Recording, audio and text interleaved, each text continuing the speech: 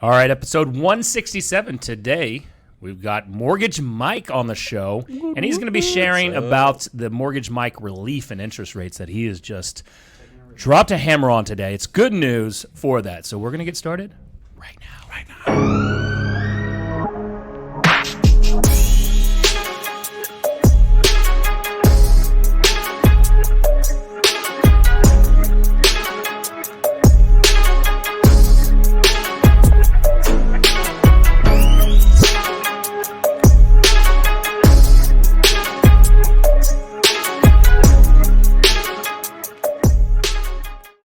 All right, episode 167. First off, we predicted this, guys.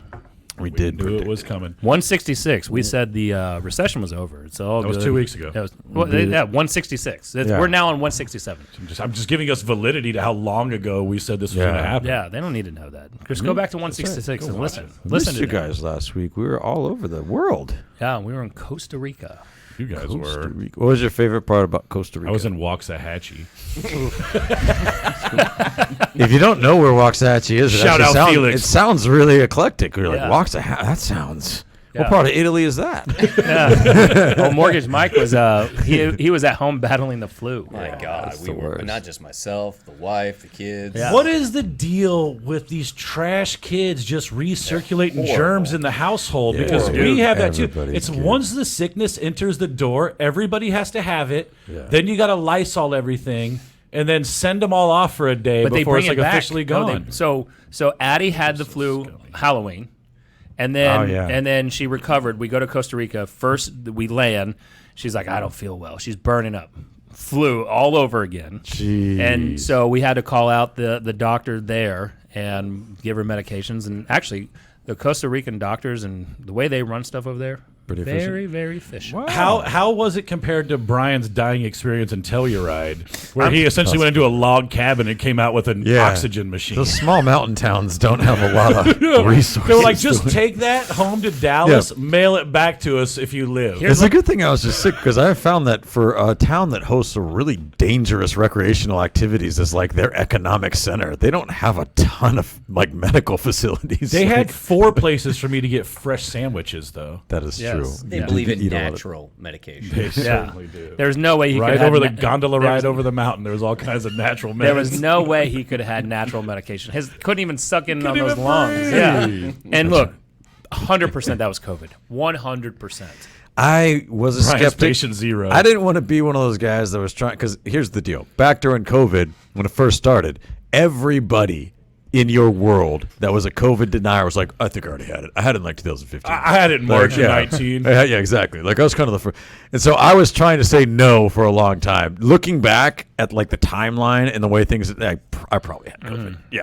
No, 100%. 100%. So, last episode 166, we talked about where the rates were, if I remember correctly. We kind of just made a joking title that the recession was over just because of how interest rates had dropped, kind of the how the Fed responded and how the market responded to inflation being a little bit under what the anticipation was. And so we had Mortgage Mike already coming in studio, and ultimately we were going to be talking about how real estate agents and their vendors should be providing value. Mm-hmm. But literally minutes before going live and doing the show, we saw that what was the headlines on it? Bro, I mean, so we had a different article up here. Fed Chair Powell says smaller interest rate hikes could start in December. Here's what it's like. This is amazing because if you're part of the wonderful family of Livy and DFW, I talked about this literally 2 days ago on our Market Monday. I said, look, Fed is going to talk on Wednesday. Here's what you need to look for. If hawkish. Generally hawkish Jerome He had to Powell. define hawkish for our Yes. team, by the way. Hawkish, by the way, is the opposite of bullish. Hawkish means you're more skeptical about the markets than you are optimistic. If generally hawkish Jerome Powell confirms that they're only going to do a 50 basis point rate hike in December and might do smaller rate hikes going forward, it sounds bad because they're still going to be raising Fed lending rates. And the market has already priced in that skepticism. What they really don't want to have happen, because Powell's done this in the past, is say one thing and then increase rates more aggressively. And so He actually came out today and literally said, we're only going to do 50 basis points, which was what the market was hoping for, that he came through on that. Dude, the NASDAQ was up 4.5%. The Dow's up. Like, the market's rocketed north. And that's what I was talking about on Monday. I was like, look for a weird situation where they actually say they're going to increase rates and the markets actually react really well. And it looks like that's what's happened. Yeah. It's crazy. We were in a meeting for the last 90 minutes. The market was down 0.5% for most of the day. And then I just looked at my phone to check my portfolio, and I was like, Jesse, something happened. And here we go. So, I mean, ultimately, this is great news, and great news right now, right? Yeah. So, and I do want Mortgage Mike to share on how vendor relationships with real estate agents there needs to be value added there, and not just be talking about how lenders, especially lenders, can get your client the lowest rate, blah blah blah, right? Because it's more about how can we help provide value to our clients, how can we help our agents, convert more clients, but before all that, Kelderman wanted Mortgage Mike to do his own spot. Oh gosh, here we go. So today's show is sponsored by Mortgage Mike. That's all I got. The stamp of approval. Is that what it? I say is his stamp of approval. Like Nick always says, stamp of approval, and I go ka-chunk. Yep. That's right. That's what we do. So if you're looking for that Mortgage Mike stamp of approval, not just here in Texas, but in Oklahoma, all you need to do is go to mortgagemikeoftexas.com, and he's got a great website now. He corrected me because I thought you could just go do the application. There's a lot more stuff on there. So go to Mortgage Mike of Texas, support him. He is going to be rolling out. I'm gonna go ahead and pitch it today. He's going to be rolling out a webinar for agents on how when you partner with Mortgage Mike, he can help you get 2 more deals in the next 60 days. 2 deals, right? Ooh. So be on the lookout. You're probably going to see something from Mortgage Mike here, so mortgagemikeoftexas.com. Also, once you get that client under contract, they're going to need a home warranty, right? I just had my old broker, Jay Robbins, hit me up today. He's like, hey, who's that warranty company that you've been talking about? He's like, I think it's Armadillo. I said, absolutely, it's Armadillo. So go to armadillo.one/tour, connect with the Ron Smith. They've got that 1-page contract, so they don't have a lot of fine print, which is great, right? They're running into a lot of, we're starting to see where warranty companies are running in and saying, nope, especially on plumbing issues, I'm not going to cover that. This is like a time for us to tie in like real, like everybody listening to this show is an entrepreneur or interested in entrepreneurship. I've done this really slick thing, which in Facebook now you can do in groups. You can schedule posts. So those questions you see coming from me in our group, I actually scheduled those a couple of nights ago while I was sitting in bed. And I asked one today about what was the biggest gamble you took on yourself this year in your business, right? And actually got a little traction. And the Ron from Armadillo actually said something I think all of us real estate agents need to listen to. The biggest gamble he took on himself this year was starting his own business in an industry that was really seller heavy when, let's be honest, home warranties are typically for buyers. Yep. He took a chance on himself, and I want real estate agents to recognize that. It's a company started by a guy and by people who are legitimately betting on themselves just like your ass did. Right? Just like you did.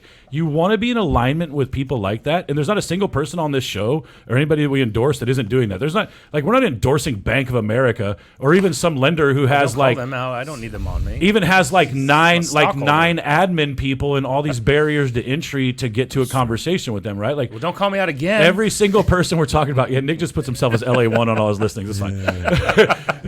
But the point is, like, everybody we're talking about on the show is doing the same thing we're all trying to do. They're all trying to grow a business. And I just thought that was cool because, like, Theron wears fanny packs and he dresses silly and he comments on the show and he watches and all that stuff.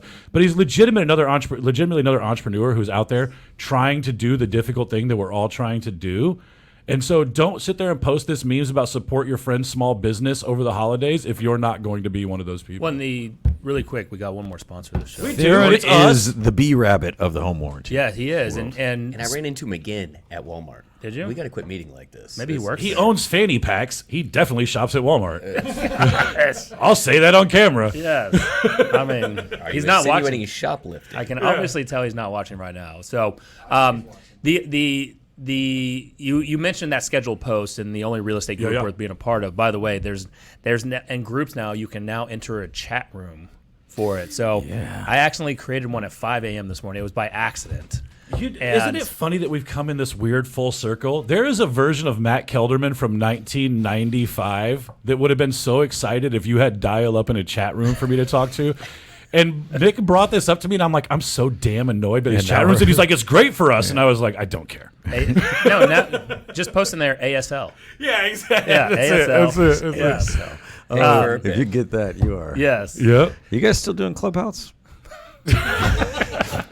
I did that for 6 minutes until I realized that I don't like to listen to other people talk. Okay, I'm glad that you guys laughed, because if you guys don't remember this, because I'm telling, like 3-4 years ago when Clubhouse was big. I thought it was going to be. Yes. This is a joke for Nick, because I shit on Clubhouse immediately. I was like, this is not going to last. He's like, I don't know, bro.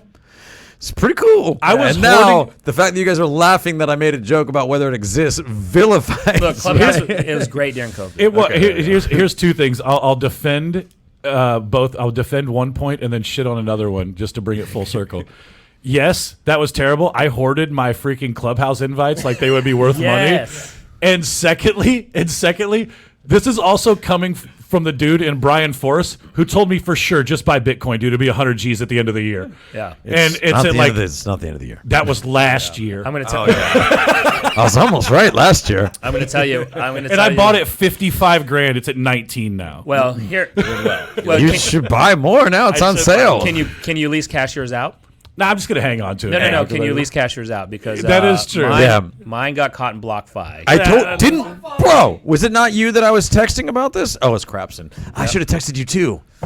Yep. I moved all my stuff out of BlockFi like 2 weeks before it went bankrupt. Mine is stuck in BlockFi. They just filed Chapter 11, and my 3 coins. I'm not smart enough to understand how that's possible. I literally moved all my stuff from this app, which now only has $10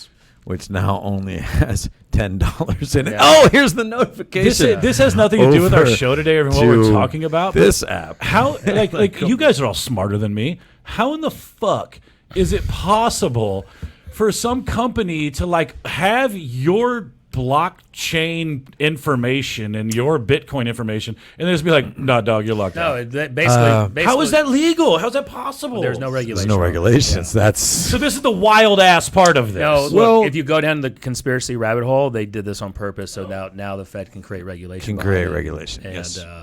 Now they create one world. It's either, a conspiracy theory, or it is the premise that you either die a hero or live long enough to see yourself become the villain, because one of the biggest selling points of cryptocurrency up to this point is that it is decentralized and non-regulated. And now you're seeing the backside of that, which is that they can lock you out of your shit at any time. And those people that had a lot of money in it that were promoting it being decentralized, now they're wanting regulation. Now they're wanting their fucking money to be unfrozen. Yeah. But speaking of your post about what was the biggest risk, is that what it was? Yeah. What was the biggest risk you took in your business? Yeah, the biggest risk or gamble that you took in your business over in the only real estate group worth being a part of on Facebook. Someone mentioned how she went and trusted 3 dudes.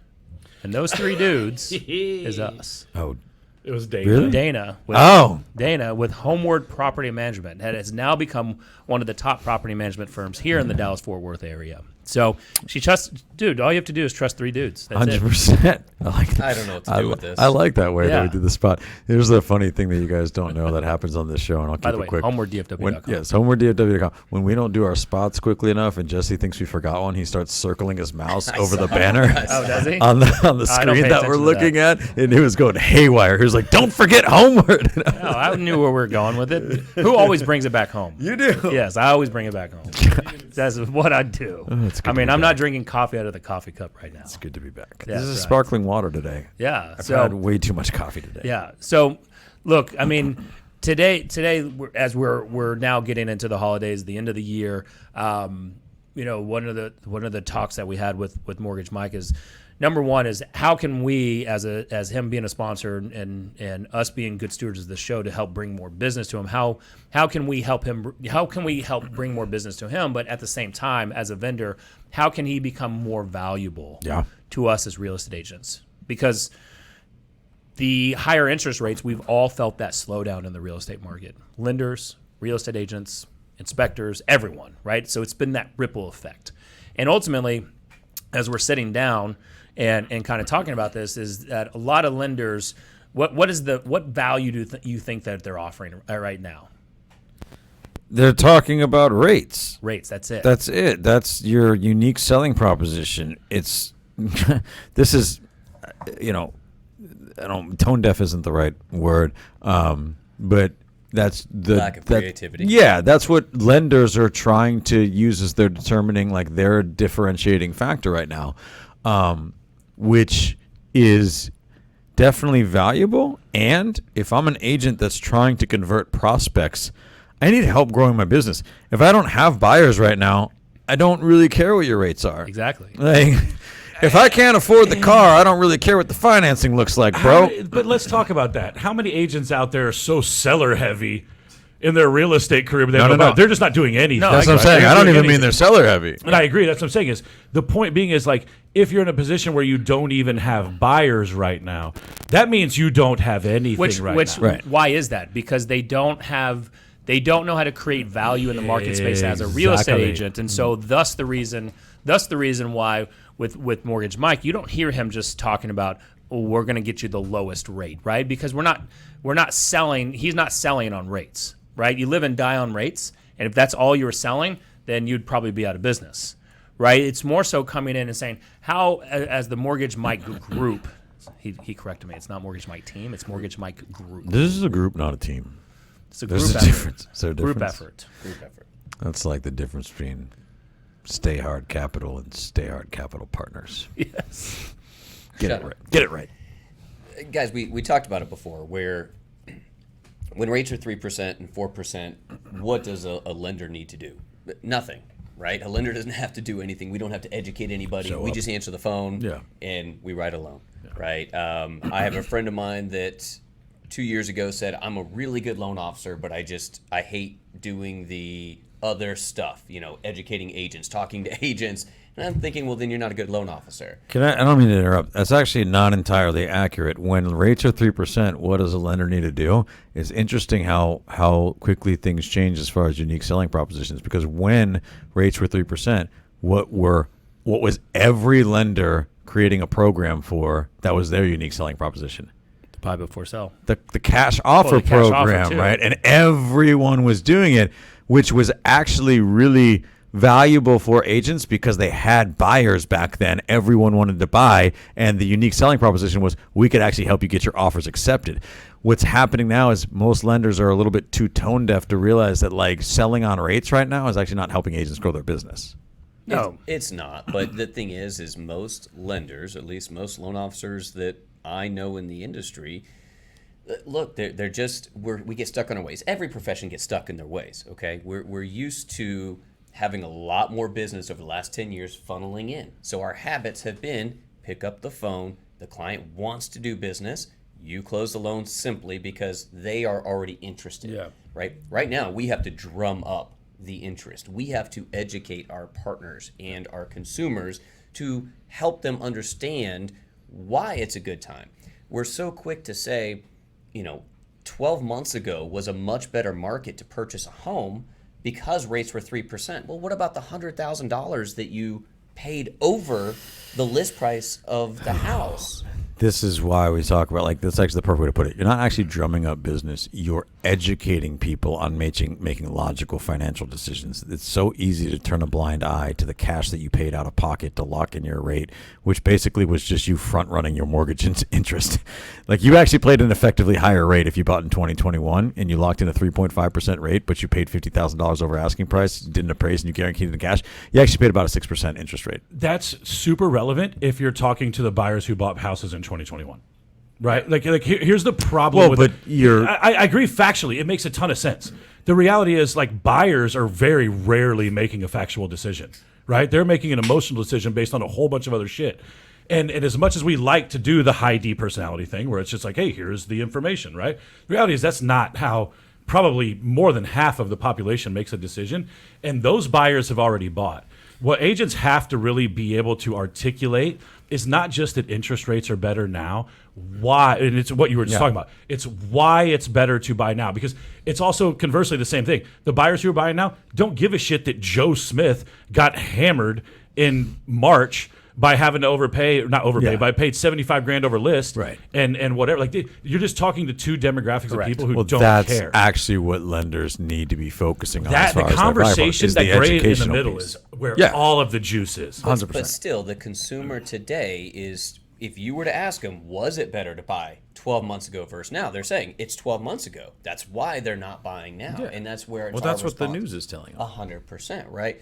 We all just saw the article about Chase putting together $1 billion fund. Jamie and the boys. Right? Chase is going to go buy $1 billion worth of properties. Now, look, not every company that invests money in the market is a genius and doesn't end up belly up, but Chase is a pretty good one to follow. And if Chase is saying it's $1 billion time to buy homes, how is the consumer smarter than what Chase is doing? Why is the consumer the one that's correct and saying, I'm going to wait till it's the perfect time, which when one consumer believes it's the perfect time, so does every other consumer, which at that point, now you're back to swaying to a seller's market.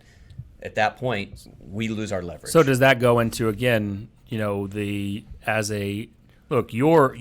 got two clients that you serve, right? You serve the consumer, the buyer, and you serve the real estate agent. And my wife. Well, and your wife. So you got three, yes. So, yeah.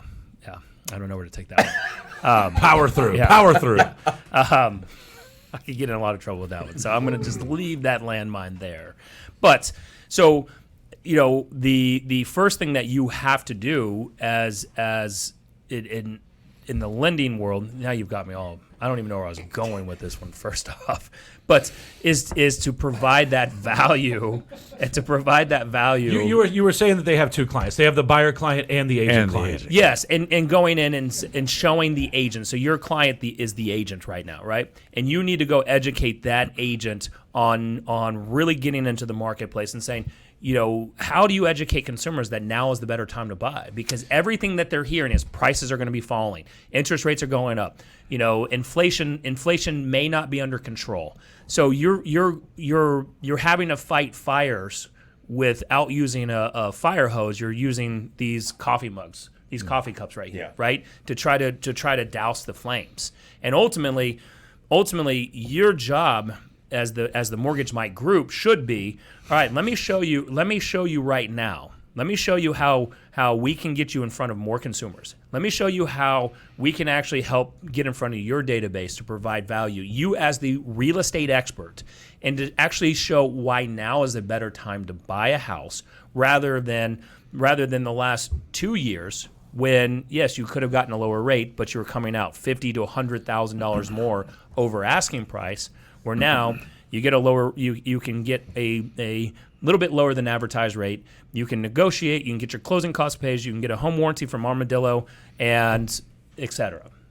It's funny. Okay, like 100%. And this is a comment. Thank you, Craig, for the comment. Thoughts on helping agents not only increase their conversions, but there you go. But educate both buyer and sellers, drive towards a win for both parties. This is actually what lenders should be doing right now, and I believe that we're going to be rolling out a strategy.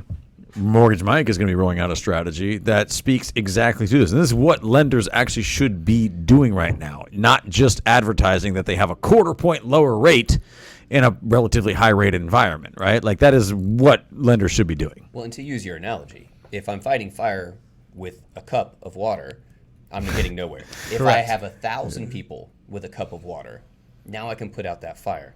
And so the message that we're trying to get across to our partners is that it truly, mathematically, factually, is a good time to buy. There are different programs, different strategies, different things that we are looking at right now. We did the math on the show a few weeks ago. It's true. 100%. And then we can get into the 2-1 buy down strategies and the permanent buy down strategies. But I go back to my point. If you're waiting for the right time because you want rates to go down, but you're then entering the market when it's gone back to a seller's market and you can't negotiate anything, then you're getting the market rate. You can go get that rate today that everybody else is waiting for because it's such a buyer's market. Those are the things that we need to understand and really convey to our consumers and our real estate partners to convey to our consumers, because we're letting fear, as always, as human nature goes, control our decisions. And right now, our entire industry is full of fear and anxiety and angst. I feel like we used to let fear do that. Now I just think we just let misinformation take us to fear and then just act like dumbasses. Because here's really where I think like the conversation, and again, I enjoy the gray middle ground because that's the reality of where most of this happens, is that like being educated about this, you as a real estate agent are the frontline defense towards idiotic misinformation. Yes. The reality is that there's kind of two avenues how people come into real estate. They want to know how much they can afford and they reach out to a lender. Or they want to know what house what houses look like, and they want an agent to show them. That's like nobody calls Heather, the title rep, and says, "I want to look for a house," unless they're a part of her like sphere, right? And I would even say that probably that's still a 3-to-1 ratio when it comes to lender agent. We probably still get the majority of those conversations first. I think people are looking at pretty pictures of houses before they think about how much they can afford, almost every time, They're right? not coming to me first. No, definitely not. So as real estate agents, what I hope people hear in these messages, whether it's you or anyone else, is that they just understand better how to not just have the conversation around 2-1 buy downs, right? Have the conversation fully around what's best for your clients, right? Be comfortable having fierce conversations around things like, I know you're waiting for the bottom, but do you know where the bottom is? Like, let's be super honest. You're not Warren Buffett or whoever would be great at predicting this. You're probably going to miss it by a little bit. Do you have a need to buy now? Do you have a need to buy later? And becoming a resource for their clients, like somebody who's going to be here in 12 months or 18 months, as opposed to somebody who needs something now, which, like, look, I understand we're in a sales-based industry. We're trying to find the way for people to, like, find the spot to, like, what they need right now. There's also a huge advantage into you just being, and I know this because we've worked together, you just being the resource for people and you being in their world, that you're going to bring the best value to them whenever it's right for them. So, like, agents who are just naturally rejecting this market for buyers in general are doing everybody a huge disservice because they're not even having the conversation around what's right for their clients. They're saying, shitty time to buy, don't do it, end of conversation, which is making them just as bad as all the crap that they get annoyed about. So true. Isn't it weird how when we make major financed purchases, we act in irrationally exuberant ways? Like, can you imagine if, like, I needed to buy a retail product and it was on sale at the dollar store, but it was also available for 5 times the price of the Gucci store? And I was like, there's no way I'm going to the dollar store. That's a bad place to buy this.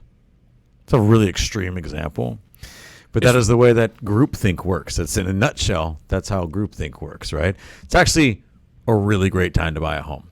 Agents that can have those conversations are going to absolutely succeed. Lenders that can help agents have those conversations That's really where are it's going at. to succeed. And I dead-ended us with doing the thing we're not supposed to do as real estate agents. I just made a statement and then just dropped a bomb in the middle of a podcast and let everybody fucking react to it, which you don't do when you're on camera. We haven't had a 2-second silence in like 3 Yeah. years. We used to do that shit all the time. But I think where I got lost in my point was exactly that, and it goes back to kind of what we were meeting about before, where I was like, the real big gap in this is you can hear this. Agents are listening to this right now and been like, I've gotten so many emails about rate buy downs. It obviously must be bullshit. And it goes back, if you're a new listener to the show, of the thing I said to Brian when we were going on a $10 million listing appointment one time. We had to drive 2 hours. And I'm super, super freaking annoyed about the fact that we didn't get it. We didn't get it. We actually, we got it. We passed. We passed. Yeah. We did. We were never going to sell that property. They were a so huge prices fish, but insane. it was not. it was a huge on the fish. hook. I It was broke not. up with her. Hey, here's the thing: is we could have signed. Look, we could have done the dumb dick agent thing and signed a listing for the clout. Bro, we actually specialize. We're gonna sign that every day, right? But my point was, I was so annoyed with Brian about the fact that he kept telling me the same thing when we were talking about this specific subject about success, and I was like, I'm so annoyed that all these books say the same thing, and he brought this moment of clarity to me, like, don't you think if super successful people are all saying the same thing, that might be the thing that works? And we have this adverse reaction to that. Some of us, I think there are people like Brian who inherently like, hey, there's the information, I'm going to come up with a plan and follow it. And there's people like me who's be like, 5 people have said it to me, it must be bullshit, I should find another way to solve this. And if there's people watching the show right now who feel the same way, I guarantee it. Right? There's a lot of people. So you start seeing emails and people talking about 2-1 rate buy downs. You're like, that must be the biggest scam of all time. And it's like, no, you dipshit. We're trying to tell you that 2-1 rate buy downs work because they help your buyers get into homes. Everybody's talking about it because it's awesome. right? You know what I mean? Like, and I fall into this so easily, and I think that's what happens. And I know that's what happened when we were talking about this. You had came and talked to us about these solutions so many times, and I was like, once I got into this intimate environment where I felt like DeBacker was speaking to me, I was like, oh yeah, I know everything there is to know about this. 2-1 write downs are the smartest thing in the world. And the reality is that's just my ego. Like, we won't even get into that. That's Everybody just my has ego, that. right? Yeah, but exactly. like, just own that part of it and recognize that, like, if you're seeing it in your inbox all day long, it's not everybody trying to screw you. You're not that important. It might be a solution to your fucking problem. It's true. There's no question mark on the end of that. Yeah. I mean, White claw on camera. Oh no, mine's still seltzer water. Yeah. I mean, look, if we look at this, and this is something from this is all about providing the vendor relationships, right? So ultimately, as we move into 2023 and we get back to, all right, the last 2 years, I mean, if you could fog a mirror, you could sell a house, you could stumble your way into closings. And I still saw a stat out there, whether it's true or not, so just go look it up, that I saw someone post yesterday that 800,000 realtor members had not done a transaction in the last 12 months. Isn't that half? Isn't it like 1.5 or about half. 1.6 yeah, total? 1.6, 1.7. half. Yeah. And so there's still Gracious. 800,000 members. If this was a true statistic, then they're saying they have not done a deal in the last 12 months. And so that the last 2 years have been really freaking amazing. The next year is going to be tough. It's going to be when you got to skill up. You got to actually put the work in. This is where the Mortgage Mike Group is really looking to provide the value. And ultimately, if I was a loan officer right now, if I was in the lending business, what I would be telling agents, being like, look, you don't see me going to the consumer saying, hey, come work with me, and I'm going to find you the real estate agent who's going to cut their commission or give you a rebate. Because as a real estate agent, you would probably be pretty pissed off at that loan officer, wouldn't you? Yeah. But somehow we think as real estate agents, we should be going and saying, oh, you need to go find the lowest rate lender out there. And a lot of these lenders, by the way, are cutting their rates so low they're actually losing money. And they're shutting the doors down in the middle of a transaction. It's a good business model. Right? So I'm No, going to that's tell you. actually it's, Yeah. right. Yeah. It's true. Right. Especially- So ultimately, if I was in the lending business right now, I would be out there hammering those agents who are spewing that shit.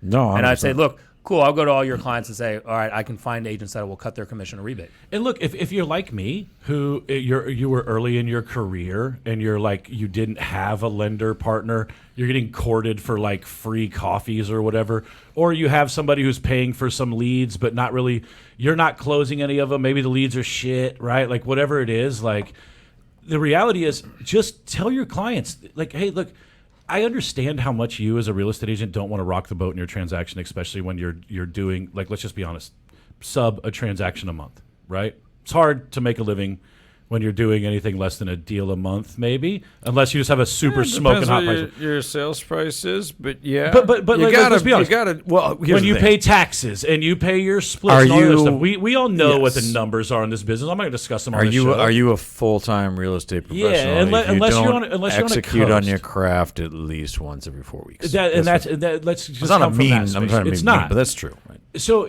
I also have been in that phase, and honestly, I'll be super honest on the show. This year, have done more than that, but have regressed back. The reality is, like, dude, if you're not willing to have a conversation with your buyers about potential things that could help them going forward, understand buyers are different than sellers. We talk about the fiduciary side of things, and everybody needs our advice, but I feel like on the buy side of things, people are leaning on you a lot more. Think about the cluelessness of a buyer versus the seller who knows everything about their neighborhood and what Joe's house sold for down the street. Well, at the end of and the all day, these they things. still have the asset, so That's they're it, already yeah. in a better position. That same seller can move to a new neighborhood, new part of town, and be just as clueless as they were smart about their own house, right? Like, you are kind of the conduit for intelligence in that thing. And throwing out an option for another lender or another resource, especially, again, if you're doing a lower amount of transactions and you just kind of or like I was. You got a lender? Cool, we're rolling with that lender. I don't care. Thank God you're pre-qualified. Yeah, Just you're as go. pre-qualified. Thank God I haven't had a deal in 3 months. Let's go look at these houses, right? Like, you still have an opportunity to be those people want you to be a fiduciary for them as much as anybody else does, right? They just also might be fiduciary. They also just might be clueless to how the situation runs. Don't be afraid to make another suggestion for them and tell them, hey, if it doesn't work out, no big deal. Yeah, 100%. Maybe this is a good point to make in general, right? Like I think this is something you should spend some time with if you maybe struggle to make sure that you're referring your prospects to your preferred partners that you know are going to help you get the deal to the finish line or take care of your clients. If you're actually not, if you're a little too tame, maybe if you're not confident in having those conversations right now, I can't imagine how confident you are in your actual lead generation. Like, this is a market where you do need to just suck it up, buttercup, and have some fierce conversations in your lead gen, in your 3 hours a day of doing that, in your prospect, like all that stuff, right? So now more than ever, it's important to have synergy with the people that you're aligned with as far as vendors and help you grow your business. And if you're too tame to do that, it's going to be tough lead generation wise going forward regardless. We are a skillionaire industry right now, and you need to develop that skill for sure. You know, I'm biased, obviously, so take anything I say here about lending with a grain of salt. But the reality is and we've talked about this as a theme. I just pulled up another mortgage website. This is nationalmortgagenews.com. Generic. I was just, how much do you think that domain is worth? It's the top article. Damn it. The top article is a house on a Jenga, Yeah, right? it's all going to fall tipping apart. over, right? That's from Pexels. And the title is "A Housing Crash is Coming, Many Consumers Believe." Approximately 41% of respondents to a survey think one will occur in the next 12 months, with 3/4 of that 41% feeling it would be worse than 2008. Let me tell you something about that stat. That 41% of people are wishful thinking, right? If we take that 75% that you talked about at the end, not saying that stuff won't get better or worse or whatever, that 75% it will be worse than 2008. Those are just, I truly believe, just the group of people who are just hoping for chaos. Right? They're like I want to get a $400,000 for $200,000. You know what they're going to do when that house would be worth $200,000? They still ain't going to fucking buy it. No, they want it for $100,000. And look, you could sign into my website. You can be listening to this, and you can be this person. If you just talk to Matt Kelderman, real estate agent, and you tell me that you can't wait for this $500,000 house to be worth $350,000, I just think you are the most slapdick. Like, you are never going to figure anything out because A, you're so misinformed, and you would be rooting for the downfall of your own country. First off. Secondly, because if housing price in the United States dropped from 500 to 350,000, you would not be happy about it where you were living at all. Because, by the way, there'd be a lot of collateral damage economically from that, by the way. There were so many other things. It's not like that happens in a vacuum. Yeah, it doesn't happen in a vacuum. It's not like just house prices goes down and everything else that you buy is fine, though. And I just fundamentally believe if you're the person who's reading for that much chaos, you have one of two things. You're either heavily invested in buying foreclosures, and that's your bit, or you're just somebody who can't buy a house ever, and you're just waiting for the whole world to come back to you, so you can then be mad about how you can't. That conversation is so ridiculous. That's not where we're going. Are there better times to buy? Yes. Is there still downward trajectory from what it looks like in this market, giving seasonality and all these other things? Sure. Yeah, we haven't even talked about seasonality. Yeah, let's be honest. Like if you don't have a need to buy in December of 2022, I get why you might wait another 3 or 4 months. Also, show me your portfolio, you genius, because where did it start going back up? Everybody's just talking about this fictional thing they want to happen, and it's not even about the consumer. It's about how agents just float their boat right along with that sentiment. And what you just read was so telling. 41% of people think it's going to be bad. Of those 75%, they think it's going to be worse than 2008. Well, those people just don't have their finger on a pulse of what's happening. But worse than 2008. So if you actually go, number one, I'm looking at this. I want to see how many people were polled in this. Is it 10? Is it 11? Is it 5,000? And out of this, it says their view, most important factor to cause a housing crash. The top one is inflation, which is 33%. That's what inflation is 33%? No, 33% of the people. 33% said inflation. 24% said higher rates is going to cause the housing crash. 16% said no affordable housing. 11% said rising prices. Guys, they're all saying the same thing. This is a dumb poll. 6% says high foreclosure rate. Okay. 5% says supply exceeds demand, which is, it's the same thing as the other four answers, actually. 4% says higher unemployment. and 1% says looser underwriting. So if literally 4% of the country gets 4% of those people polled get it, because honestly, isn't unemployment really the metric out of all of that stuff that actually is different than any of the other ones? That's the only one that's probably Isn't that the only one? tied Isn't that the only one that's actually going to affect intrinsically to the others? Isn't that the only one that's actually going to affect rates coming down? Where the all that other stuff is all the same thing, right? Yes. Too many houses, homes being overpriced, interest rates. That's all part of the same problem. And conversely, great for you, real estate agents. It's the same conversation. Well, that's actually, I mean, to kind of bring this whole thing, you're right. To bring this thing full circle, like, I think that what agents need to understand right now, just hearing these polls, is like, understand that, like, this is what we do as human beings, right? Like, these polls, by the way, are always negative because every poll is negative. This is this thing that we have. I had this conversation with Joanna Rodriguez yesterday, and I won't dive totally into it and waste everybody's time, but like,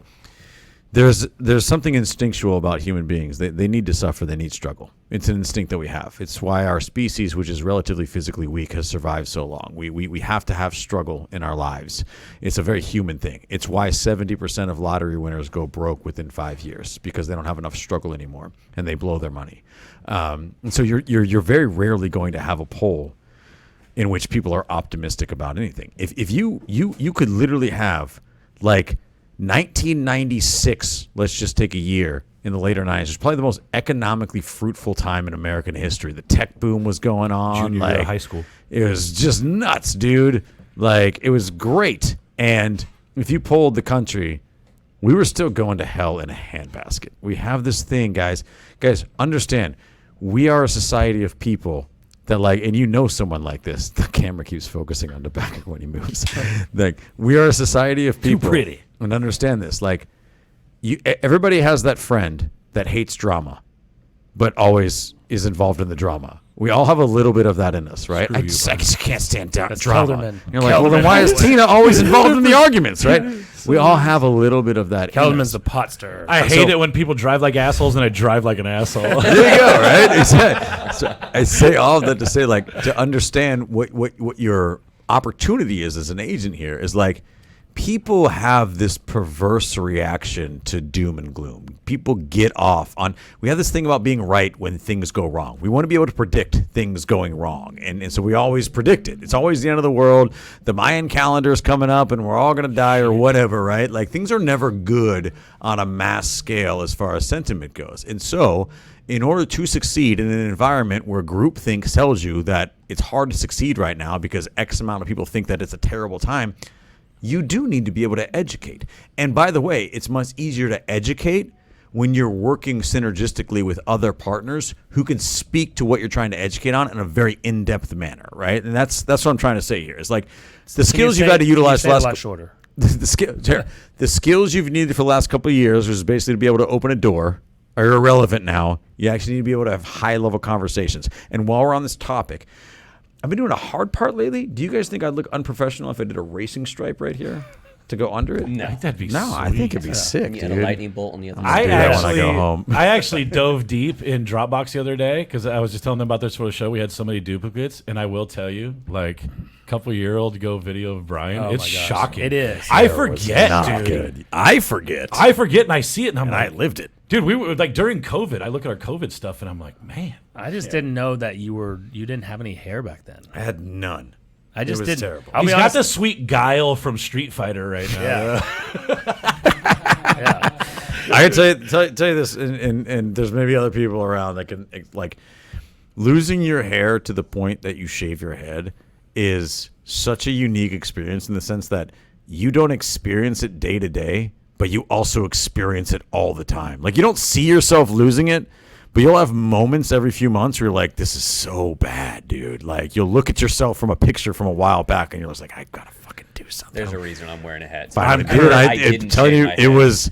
I have no problem telling people that I had double hair restoration surgery. It was the best decision I ever made. But they took it off Kelderman. Which is unfortunate because Brian keeps telling me, he's like, hey, just because I'm so for those of you guys who don't know, I'm about 6'2", 6'3", right? Like, so people can't really tell, but like, now in pictures from like Jesse and I went to New York last year, and I had to sit down with Sirhan, and we wanted Sirhan on camera the whole time, and like I had to look at Jesse and be like, dude, we can't use that, and he's like, why? I was like, because I'm doing the worst thing imaginable, which is going bald from the back front type of situation. So I did too. Victoria bought me some Rogaine the other day. I started Is it back to working? front, and you don't know it started until yet. you see yourself in a picture. And I'm tall, so nobody calls you out on it. So jarring when you see the back of your head, which you're not used to seeing. It's like seeing your own butt in a mirror, and you're just like, well, that's what it looks like. I had a It's so weird. I had a friend's dad in high school who went bald from the back front. He had the Saturn ring of hair. Like he held on forever. I don't understand that. And like now I just think of everybody like that. Just like some friar from fucking Robin Hood. I think honestly, dude, if you are in that boat and you haven't done it by now, do it. It's worth it. It's only going to get more affordable. Mine was still not cheap, but the prices are coming down. It's like the best, dude. The anesthesia, like this local anesthesia. So you're just telling them, like, you're like the guy. You do you're Netflix advising the whole them like time. The guy, New wait, sponsor of the show. Yeah, I was gonna say, Yeah. can we throw up another banner, please? Yeah, exactly. You're, Seriously. you're now telling them wait the way like Kelderman's telling that jackass to wait, to go jump off a bridge that's waited at that I do, $500,000 but here's house the now deal. $350. Actually, no, this is a perfect example of how markets are synergistic. The fact is, if you wait, you might have to get more grafts, which is going to cost you more. But if you do it now, it might be more per graft, but you have less because you have more hair still. So it works in tandem. I'll tell you, I did want this. less. Brian, go to Brian Force, bro. regrowthhair.com. You want to get as few grafts as you can because you're there for a long time. Here, I was there for 10 hours twice. that's not even the most impressive part about this. I don't know why we're talking about Brian's hair so much, but let's just roll with it. That's not even the most impressive part about this. I know Brian Force to be one of the most dedicated human beings to like just like you give Brian Force a list of instructions, he's following that shit. And I know for a fact he slept sitting up in a chair, slightly misting his head with saline every hour for days. For a week. Twice I had to do it. And your head swells up like Megamind. It's so true, dude. It's very painful. I'm not going to lie. They say it's pain-free. It's super not. Look it's at him, though. Look at that sharp V hairline. But it's worth it. It's so worth it. I did a bit. Next week, we're going to they start the give you- show with a side-by-side. The fun part is they give you a lot of Valium.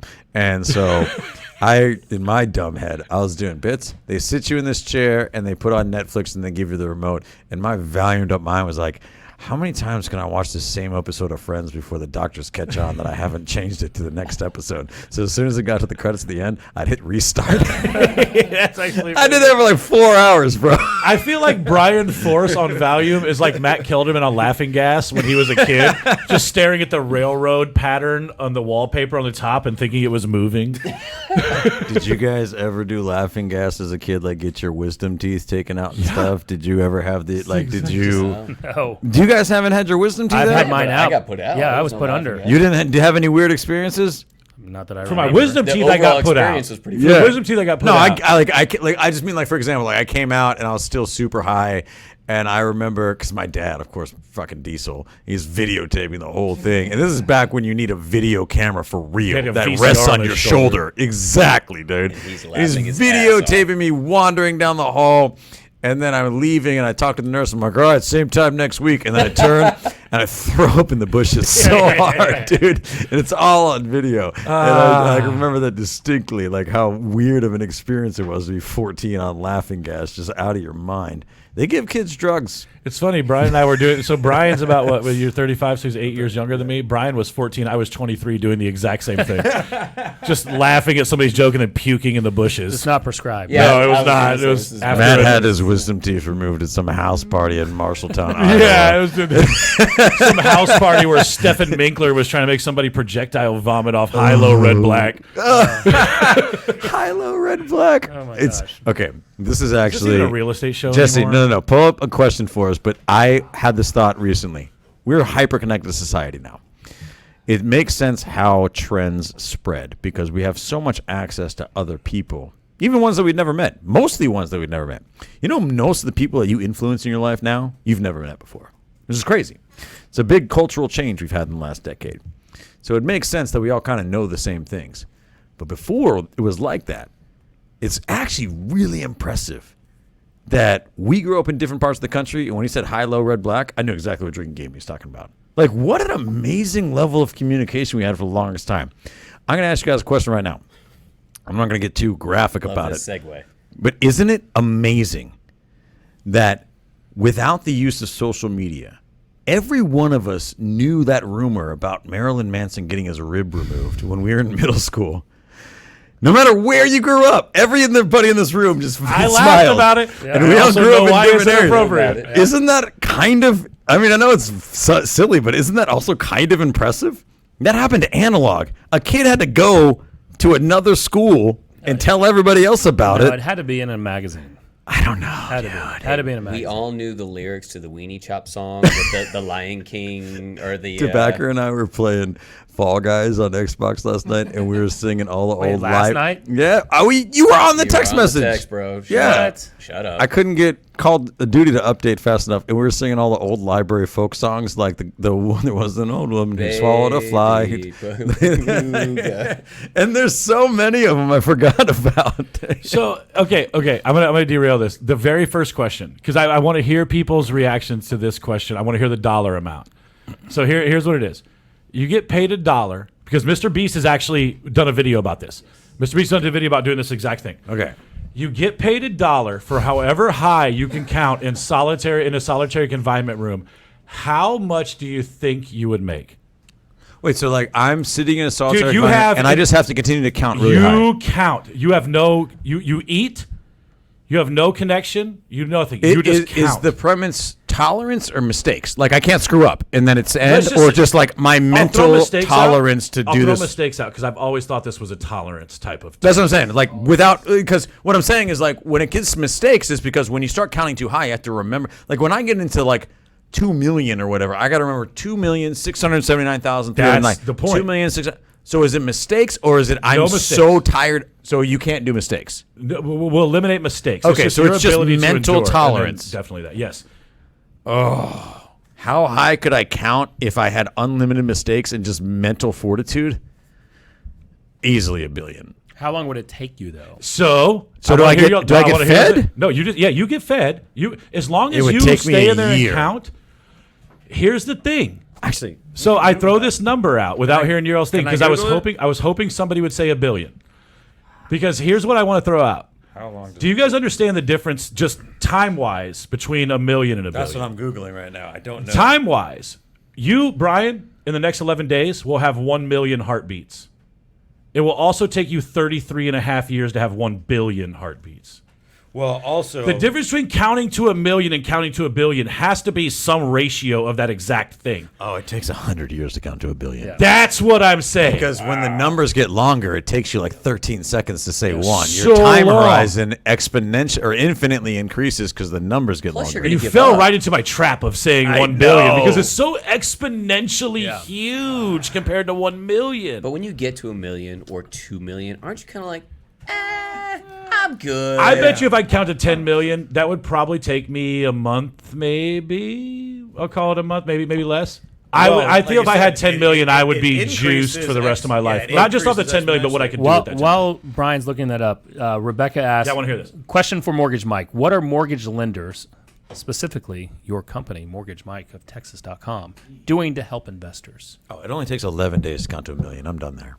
Well, and I think this answer applies to more than just the investors, right? It's right now in this environment, we've really delved into a lot of creative products. So specifically for investors, you have your DSCR loans, debt service credit ratio, which is where as long as you're really cash flowing on the property, you're good, right? I mean, you have some credit requirements, you have some down payment requirements, but ultimately, as long as the rent schedule is a positive cash flow compared to what your payment is, then you can qualify for a debt ratio even if you have 10 Lamborghinis, right? That's a big deal. Bank statement Works for loans. Jesse. Exactly. Jesse has 11, actually. Damn, just outside. Bank statement loan products, if somebody that isn't, for investors, a lot of times we have great CPAs that are helping us reduce our tax liability. We'll just say it that way. You guys sent us some really great advice about this yesterday. I don't think If you Biden's watching, guys. Speak freely. If you don't follow him, definitely follow Mortgage Mike because he's throwing out reels and stuff like that. And he actually, the CPA one you did yesterday, the day before was good. Yep. I know I'm amazing. Thank you. So, at the end of the day, bank statement loans, if you're not reporting your income on the tax returns, we can just look at your cash flow on the bank statements and ultimately drive your income from that. Those are the two most popular products. We actually do now have one where it's a 1-year tax return requirement. That one's relatively new to the pool of programs we're utilizing, but we pretty much have anything. It's just a matter of what your goals are and what the cost is you're willing to take on. Because when you start going outside the box, it does become inherently a little bit more expensive in terms of interest rates. But if you have such a great deal and you're cash flowing, you really don't give two shits about the rate in the same way. No, absolutely. I mean, and someone else just asked the question on there, and it says Facebook user, so I don't know what their name is. Reveal yourself. Yeah, so it says, do you offer DSCR loans for rural Texas or for non-warrantable condos? I know Miss Julie. Oh, it is Julie. To the fire here. I'm not aware if, just candidly, I do not know if we have the DSCR on the rural product. It's just because that's such a one-off.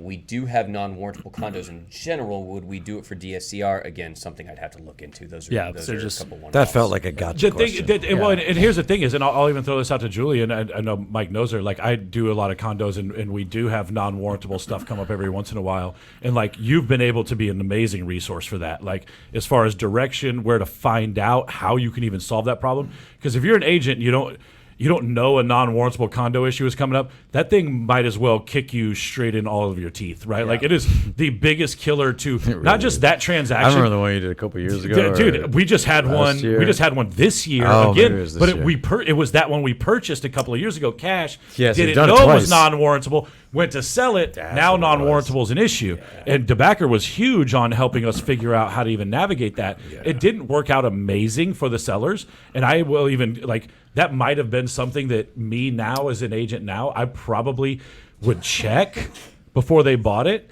But I think it was, dude, what he was able to do and the way he was able to direct that was ultimately why they were able to get that house sold. And that was a couple who was selling that house so the wife could go back to school. In order, like, they needed that money for her to go back to school because that was their secondary property, and they were able to do all this stuff. And like, a lot of us getting them to the finish line was my ability to understand how to navigate that whole thing. Which I called you easily 4 times about that freaking condo. Yeah. Back to back.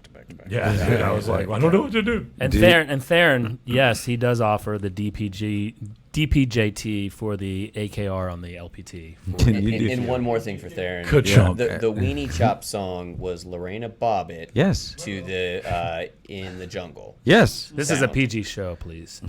Yeah. That's why I said weenie. I've dropped so many F's. Been out of control with my customers. I mean, look, I will say that the last 5 minutes of the show has really been on point. I'm proud. I am so proud of the rest you of guys. it's so questionable. I want to make a comment, and then I want to ask you guys a question.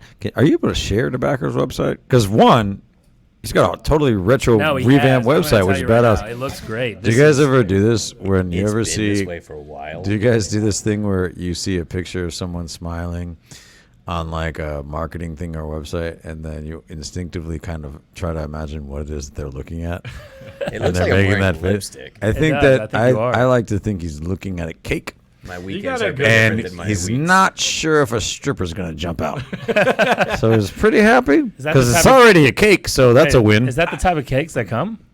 I'm on iteration 5 or 6 of my real estate photography. Here would be a good just show intro. You spend like the first 5 minutes. Oh, bro. Not just us, but also having other people post theirs.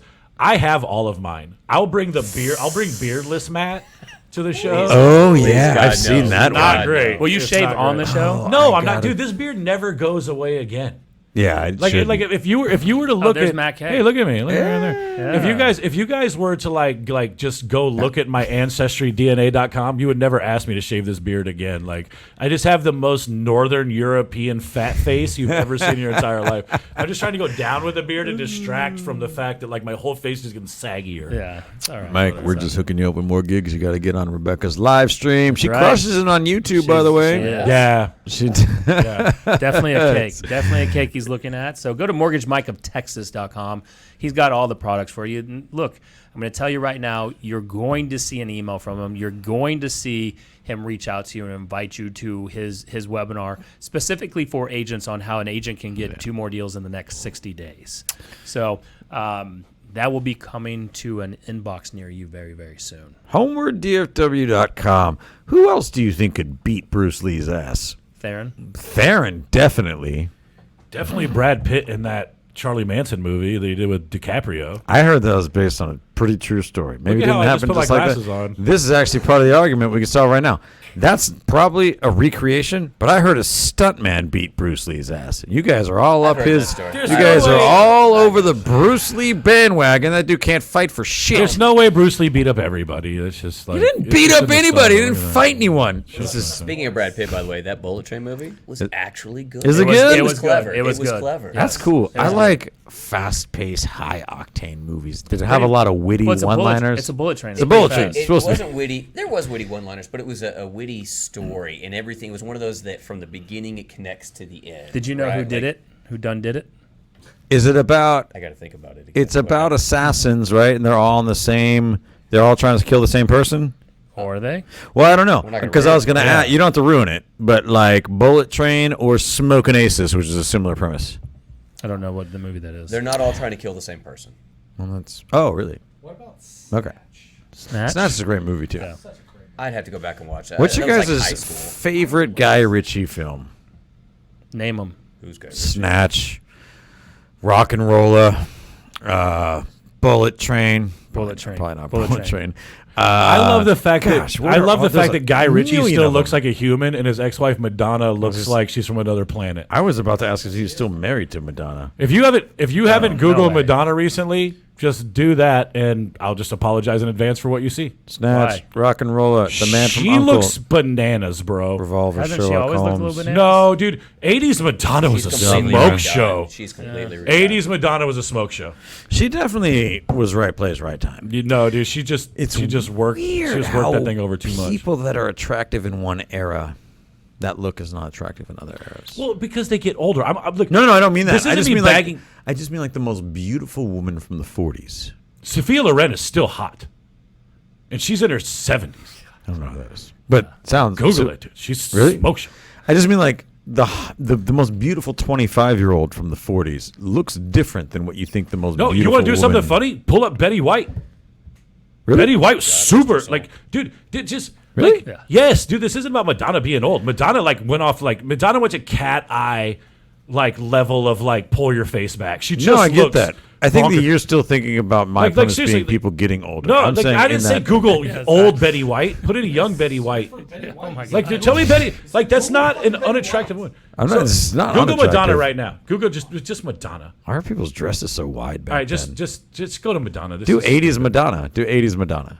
Yeah, I know. I'm not doing this Betty White bit with you guys on camera. You guys What is going on? There's a lot of crazy No, pictures of you- Betty White you out keep- there. You keep just put Madonna. Good Lord, the internet has taken that to a Jesse. new level. Just Madonna now. Why are you putting Madonna hot? I know what Madonna looks. Just Oh, Madonna hey, there's 80s now. Madonna. Oh, gee.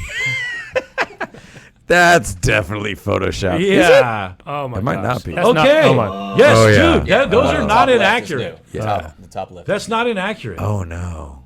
Oh. I don't know what that was. Does she That's have a not grill? inaccurate. Click on the one. in the I don't top know left. why Madonna Right there. didn't address braids in the 80s, but That's now not real Madonna. Yes. Bro, it is. Really? Yes. Did she get She is. There's a video of her chilling with like Kanye and somebody else. Like it's the most random group. This is like an old video, Madonna hangs out with Yee? dude. It's just like it's just so ridiculous. Like those are not those are real pictures, dude. It has not worked out well. Do you for guys her. feel like if you reach a certain level of success, like a certain stratosphere, you actually don't get to choose who you hang out with very much Yeah. because your social circle is so small. I'm and already- it I'm actually already might- feeling that right It now. might be really miserable. Like if you're This makes it real awkward. you're like a multi-billionaire. There's only like 4 other people you can hang out with, and you're just kind of dealt those cards. Like Yeah. you got to hang out with this other. You just got to hang out with Warren Buffett. He's 95 years I feel old. You're like, so and bad for Elon. them. you're like, I guess we're just. Yeah, but what's he doing? Is he watching the Michigan game at 11? No, he's not. He's putting his dentures in, and I love him. I think he's an amazingly intelligent You person. can hire friends. I guess you're just not having the same conversations. It's Do weird you that. want the same conversations though? Like think about like Nah, you're right. Musk right now, right? I don't Like, want the same- He's no. going crazy about his businesses and all that shit. Right. When he's unwinding, if there's such a thing, Yeah. like does he want to talk about all his business? Like Nick never stops talking about his business. It's really annoying. Have you met me? Well, that's true. Yes, I played Call of Duty with you last night. That's true. You did? No, actually, The I whole played time another we're game with you. this whole Mike's too good at video games, by the way. That's not true. we were playing like we were a team of two, and I just kept dragging us down. Yeah, it was I feel like I'm the You know who's the better team of two? Theron Smith. Theron Smith. Armadillo.1/tour. I got some of that hard shell protection the other day. Oh, boy. And so go get with Theron over there and get that hard shell protection. Just ask him to show it. He'll prove it. And DFW Property Management, so Homeward. So homeward to DFW.com. And then, of course, Mortgage Mike. Go to Mortgage Mike of Texas. I think we need to eject from this show. Oh, damn. I think it's time. Can I do Oh, this? gosh. Yeah. I just got a text message. Hang on, let me go to Nick's camera. There's no. Go to Is Nick's that, camera. No. So I get- Oh. That's high school Jesse. Oh my gosh! Hold on, you got to bring it into focus. You got to do it on that one. I can't bring Hold it on, in. focus Trying to it. grab Move it. the. Oh! It looks. It's not funny for the viewers because it looks so different now. You people without beards look ridiculous. Oh my god! No, that's mean. I don't mean that I you look got this- ridiculous. I I just got mean you this- look so different. I got this from Katie, but legitimately, had I not known whose phone number that was, I would have been like, "Who in the fuck is this on my?" If you Why are you guys sending a are- picture of this random guy with a French horn? If you. ASL. If you guys, ASL, we need yes. to have Katie on the show one time. We You know, do. if you've never heard Jesse and Katie's love story, it is Boy Meets World on steroids. It's so fun. You ever listen want to watch anybody just straight up fight with Brian? We should have Katie on the show. yeah, that's It's true. fantastic. Challenge one another. By the way, that's how we do is it. it next week that we have? Is it Silverman on next week? Silverman on next week, I believe. Saving Silverman. Yeah. So next Wednesday. So you're going to want to tune in. We have Beth Silverman on. She's from Tampa. Her expertise is in short-term rentals as well as an investment strategy called pad split. So you're going to want to tune in, especially if you represent a lot of investors, which, Rebecca, I know that you talked about with Mortgage Mike. Does he have any loan products that is perfect for investors? You're going to want to listen to what Beth is doing to help, one, convert a lot of clients. Now, she is in Tampa, so she has a little bit more of that STR demand there. But with Because pad everyone vacations in Tampa. yes, and so ultimately with pad split, it's you're able to create a great product for helping out the lower income to go find a rental opportunity on. So and it's great for investors. It gets 3.5 to 4 times return on a property. So Dang. Yep. We should. Theron commented Sarah Silverman in the Spark. We should do a random guest one time. We should work really hard. Just get like Neil Patrick Harris on the show. No, we can't do Just it. so We need your help out there, listeners. Make it happen. Like you know what's best in your business, real estate agents? Social proof. If we go to Sarah Silverman and say, "Hey, come on our show," she'd be like, "These guys are douchebags." If you guys go to Sarah Silverman and say, "Hey, If this show's 1,000 of awesome. You should go on it." Then she'll come on our show. You only have yourselves to blame for our guests. yeah, and Mortgage Mike. Jerks. So you know how you can blame him by sending him some clients, so he can just stamp them with that Mortgage Mike stamp of approval. And then he makes so much money, he can just pay Sarah Silverman to come on the show. Yeah, that's right. Mortgage Mike, thanks for being on, buddy. Anytime. Jeff. Thanks, brother. Appreciate you, love. Miss you, love you. You guys can play tonight. I hope so. I was gotta say that- disappointed I wasn't invited last night. Oh my gosh, you were. I get- can't even. I gotta see if the update went. I think Yeah. there's a long update. Oh no. All right, I'm over right. you guys. Get us out of here. Love you, bye. Hey, thank you for watching. We truly appreciate it. Checking out another episode of the only real estate podcast worth listening to. If you're watching this on YouTube, please go ahead, hit that share button, hit that like button, and hit the subscribe button. Right? We're dropping more stuff on YouTube constantly. If you're on iTunes, leave us a review, please. We're really, really focused on building up those reviews so we can get more searchable content on there. And if you're on Facebook, like everyone else is, go over and search the only real estate group worth being a part of. You're going to want to go join that group. I'm telling you right now, there's so much gold in there. So go join, share us on YouTube, and leave us that iTunes review, please. Go do it right now. We'll see you on the next show.